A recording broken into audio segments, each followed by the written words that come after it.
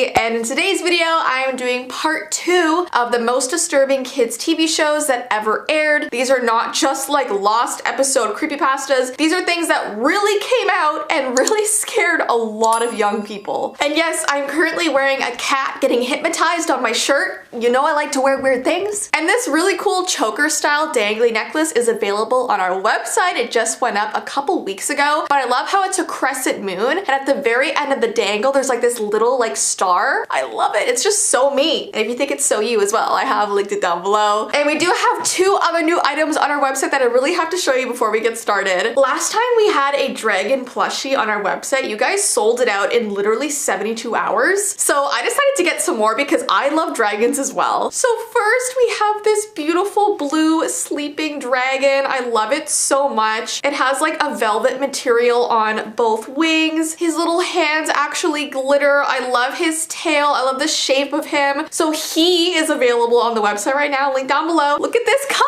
Are you kidding me? So this is our other one. He is green. He's sitting up, so he's able to sit on like a shelf or any sort of surface. His eyes are like a glittery green. I love him so much. You guys know me and plushies.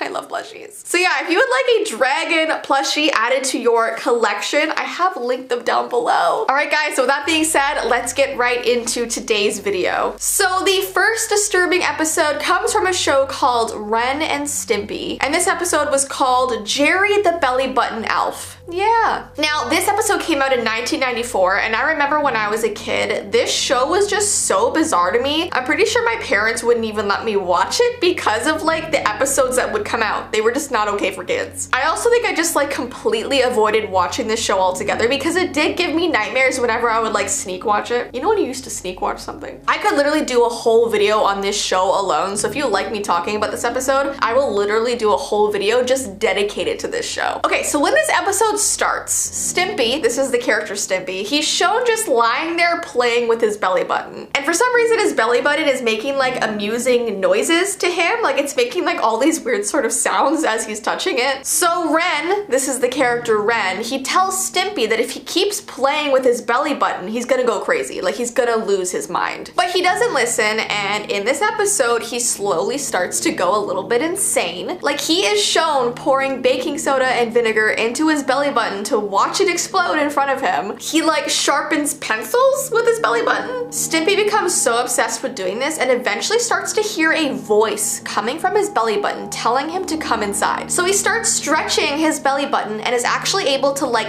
wrap it over himself to like physically go inside of his belly button, if that makes sense. I can't even show you all the pictures because this episode is so old. Like all the pictures are like super pixelated, but like he literally like wanders into his belly button and all that's left on the ground is like this little coin-shaped belly button. Is this making any sense? So he begins to explore the inside of his belly button and meets Jerry the Belly Button Elf, who puts Stimpy to work as his servant. But then Stimpy makes the lethal mistake of offering Jerry the Belly Button Elf a piece of lint to eat. So then Jerry goes into a fit of rage and transforms into a giant pork chop monster named Adonis, Lord of Chaos, and then chases after poor Stimpy, who desperately is trying to crawl out of his own belly button. And then right before the episode ends, there's this character named Mimby. This is what Mimby looks like. And Mimby sees this little belly button sitting on the floor and picks it up and eats it. And the screen fades to black. And that's how it ends. If you ever hear noises or voices coming from your belly button, don't try and climb inside. Don't do it. Then the next disturbing episode comes from the show The Real Ghostbusters, and this episode is called The Boogeyman Cometh. And as I was doing research for this video and looking at the screenshots, wow, they really aired that, didn't they? Now, this episode came out in 1986, and people say it was the scariest Ghostbusters episode that ever aired, that literally ever came out. Like, I was reading so many articles online from people who are like adults, like in their 40s and 50s now, who watched this show as a kid and thought it was so disturbing. In this episode, the Ghostbusters have these 2 child clients. Their names are Megan and Kenny Carter. They're siblings, and they want to hire the Ghostbusters because something really scary is going on in their house, but when they find out how much the Ghostbusters charge, it literally says the fee is $1,500 for them to even like go to your house, and because they're just kids, they can't afford this. But when the kids mention that they have been seeing the boogeyman in their house, the Ghostbusters take this extreme interest and decided to take on this case for free. In Carter's bedroom, Egon picked up high paranormal activity in their closet, and at midnight, the boogeyman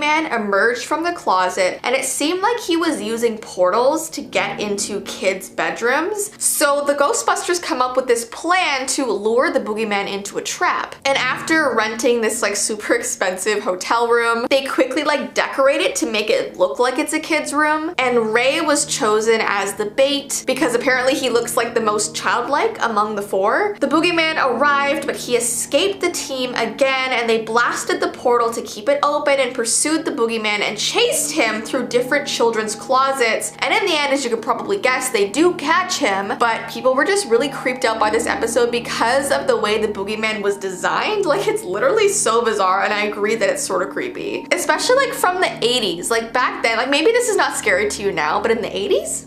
They didn't have stuff like this, you know? Okay, the next disturbing episode was from Dexters Laboratory, and this was called Fillet of Soul. So this episode aired in 1997. I don't remember watching this episode, but I did like to watch this show with my sister as a kid. So at the beginning of the episode, Dexter and Dee Dee give their pet fish named Fishy too many commands, and as a result of them like bossing their fish around, he actually suffers from exhaustion and dies. Like, they literally kill their fish, which is so disturbing. They don't mean to, but like still. And then they both refuse to give their fish a proper burial, aka putting him down the toilet. So the fish comes back as a ghost and haunts them for not flushing him down the toilet. At night when they're trying to sleep, they see the ghost of the fish and decide to try to capture it. So they get this fishing rod with gummy worms hanging from the end of it, and then they tempt the fish to come closer, and then Dexter's able to capture it with his ghost hunting gear. And then thinking that their work is done, Dee Dee goes into the bathroom to brush her teeth, and suddenly a bunch of spirits of deceased pets from the sewer beyond capture her. So Dexter runs into the bathroom and sees his sister trying to be pulled into the toilet into this other fish like heaven world, or actually maybe it's the HE double hockey sticks. And basically these ghosts of pets say that they're not gonna release her until Fishy gets a proper burial. So in the end, they finally flush the fish down the toilet, and Fishy then enters the sewer beyond with a smile on his face. And then the episode ends in such a bizarre way, and so many people don't really understand it. But then their father walks into the bathroom and warns them that early in the morning, that's his special bathroom time.